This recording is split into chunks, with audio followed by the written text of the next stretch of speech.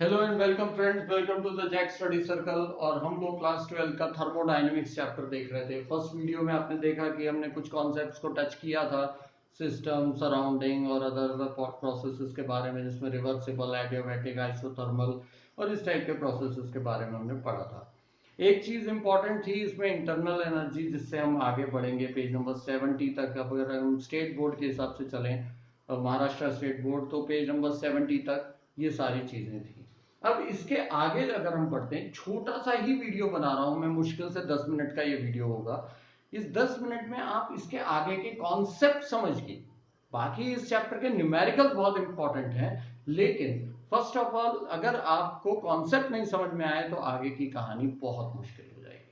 तो सबसे पहले हम लोग पेज नंबर 71 पर आते हैं। तो यहां से स्टार्ट होती है हमारी कहानी, फर्स्ट लॉ ऑफ थर्मोडायनेमिक्स की। फर्स्ट लॉ ऑफ थर्मोडायनेमिक्स का मतलब क्या है कि energy of the whole universe is constant. पूरे यूनिवर्स में जितनी भी एनर्जी है वो कांस्टेंट है, सिर्फ हम क्या कर सकते हैं, एक फॉर्म से दूसरी फॉर्म में कन्वर्ट कर सकते हैं। ठीक है, तो energy of the universe is constant. दूसरा, total internal energy of the isolated system. मतलब अगर कोई एक सिस्टम है जो आइसोलेटेड है, आइसोलेटेड का मतलब क्या है कि ना तो उसकी हीट बाहर अंदर जा सकती है, ना उसका मास ट्रांसफर हो सकता है। तो अगर इस टाइप का कुछ सिस्टम है तो उसकी टोटल इंटरनल एनर्जी हम चेंज भी नहीं कर सकते। ठीक है, दैट रिमेन्स कांस्टेंट। तीसरी इसी की स्टेटमेंट है, energy is neither created not destroyed. ना तो हम एनर्जी को क्रिएट कर सकते हैं, ना हम इसको डिस्ट्रॉय कर सकते हैं, सिर्फ हम लोग कन्वर्ट कर सकते हैं from one form to another form. इसी को हमने पहले भी पढ़ा हुआ है, आई थिंक क्लास 9th में आपने पढ़ा था, law of conservation of energy या law of conservation of masses वगैरह, वो सब उसी के अंदर की कहानी। अगर हम फर्स्ट लॉ के हिसाब से चलें तो सिंपल सी एक चीज आपको याद रखनी है कि डेल्टा यू जो है, मतलब चेंज इन इंटरनल एनर्जी, ये क्यू प्लस डब्ल्यू के बराबर, मतलब heat given to the system. ठीक है, जितनी भी हीट दी जा रही है, इसको हम ऐसे समझ लीजिए और ज्यादा आसान हो जाएगा। Heat given to the system, जितनी हम हीट दे रहे हैं, वो इंटरनल एनर्जी और वर्क डन, ये दो चीजों के ही घालमेल में घूम रही है।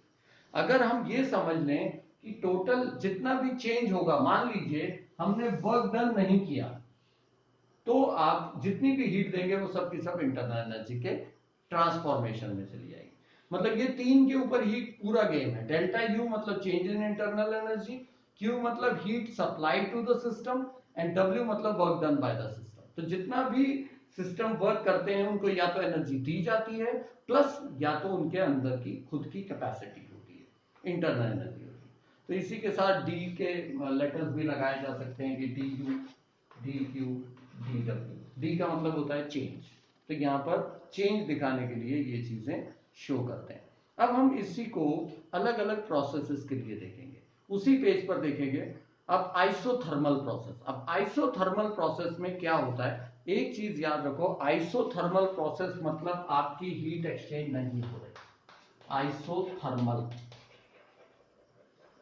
मतलब delta U will be zero, मतलब जितनी हीट दोगे आप उतनी वर्क डन हो जाएगा, मतलब W is equal to minus Q. First case simple, ये याद रखना आपको, delta U is equal to zero. Adiabatic में क्या होता है, एडियाबैटिक में ना तो बाहर से हीट देते हैं ना बाहर से हीट लेते हैं। एडियाबैटिक इसमें क्या होता है, Q is equal to zero, ना तो आप हीट दोगे ना आप लोगे, मतलब total change in internal energy is only due to the work. Simple तरीके से आपको याद रखना है कि अगर इंटरनल एनर्जी बढ़ रही है, इसका मतलब हम उसके ऊपर वर्क कर रहे होंगे। दूसरी है आइसोकोरिक प्रोसेस। आइसोकोरिक का मतलब क्या होता है, वॉल्यूम चेंज नहीं हो रहा। अच्छा, वॉल्यूम चेंज नहीं हो रहा, इसका मतलब क्या है, वर्क डन नहीं हो रहा ना अंकल, सीधी सी बात है। अगर चेंज इन वॉल्यूम नहीं है तो वर्क डन नहीं। क्यों? क्योंकि वर्क डन की कहानी क्या है, पी डेल्टा वी। अगर डेल्टा वी जीरो है तो ये भी जीरो हो गया।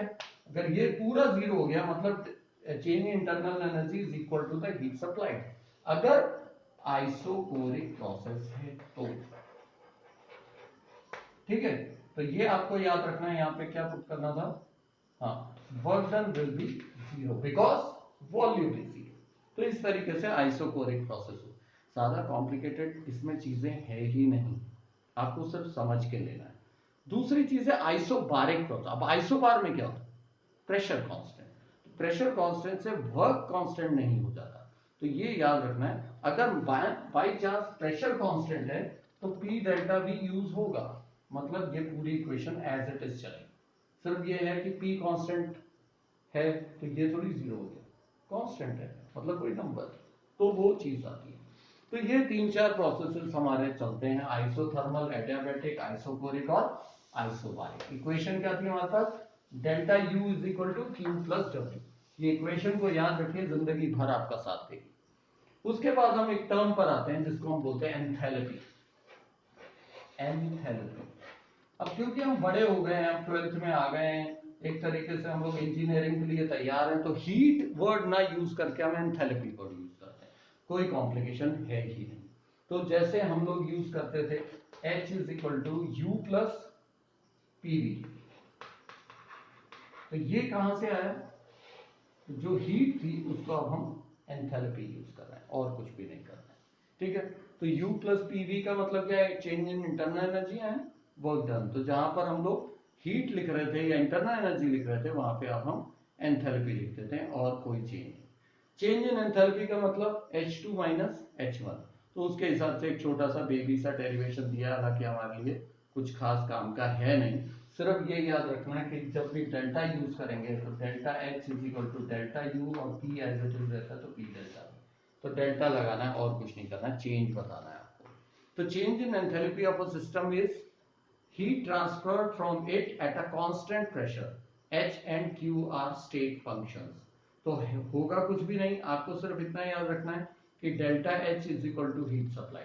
जितना भी एंथैल्पी चेंज हुआ है वो असल में इंटरनल एनर्जी या हीट सप्लाइड के कारण ही होता है। अगर हम रिलेशनशिप देखें U और डेल्टा H में, तो delta H is equal to delta U plus P delta B, यही एकमात्र रिलेशन है, बाकी इसके अंदर कोई खास चेंजेस है नहीं। अगर ये V2 माइनस V1 ले सकते हैं, बाकी इसमें कुछ नहीं करना है। PV की जगह हम NRT भी लिख सकते हैं, तो वो थोड़े बहुत चेंजेस इसके अंदर दिखाने होते हैं, बाकी इसके अंदर कुछ नहीं। मतलब मैं P डेल्टा V, आपको ये मालूम है PV is equal to NRT होता है, तो मैं PV की जगह पर क्या लिख दूं? यहाँ पर delta H is equal to delta U plus R delta T, और कोई चेंज नहीं। तो इस टाइप का भी एक दिखा सकते हैं, डेल्टा एन है, ठीक है ना, डेल्टा एन आर टी। तो temperature constant, R rate constant, सिर्फ नंबर ऑफ मोल्स चेंज हो जाते हैं, तो इसके बेस पे न्यूमेरिकल्स आ सकते हैं आपको, ठीक है। उसके बाद वर्क डन की बात हो रही है। वर्क डन हम पहले भी देख चुके हैं, W is equal to P delta V, और पी डेल्टा वी की जगह एन आर टी भी डाल सकते हैं, तो डेल्टा एन आर टी वो भी वर्क डन ही होता है। तो work done by the system के दो हमारे पास रिलेशंस हैं, वो याद रखने हैं आपको।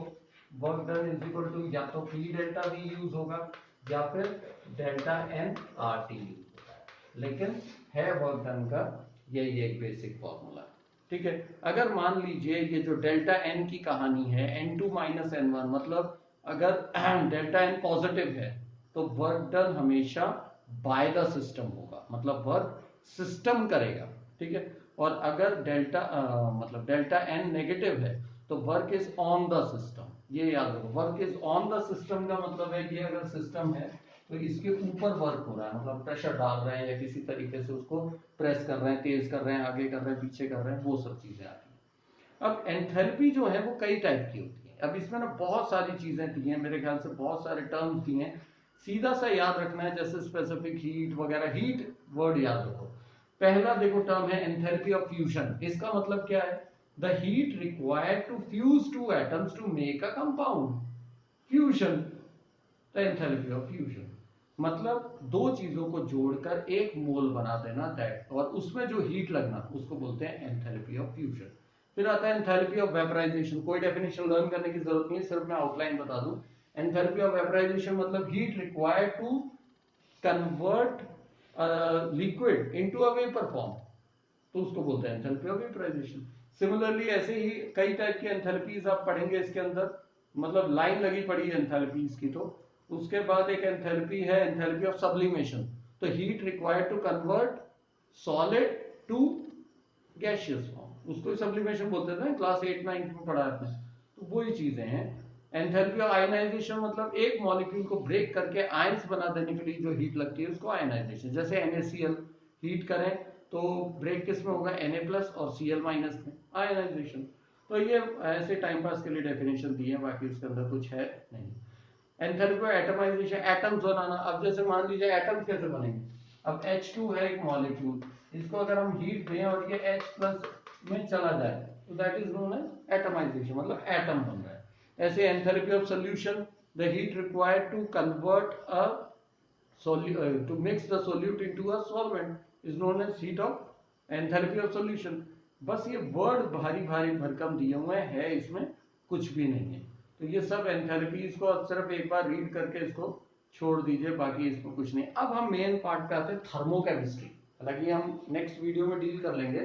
थर्मोकेमिस्ट्री क्या होता है, एंथैल्पी चेंजेस जो भी होते हैं केमिकल रिएक्शंस में, enthalpy changes during chemical reactions is known as thermochemistry.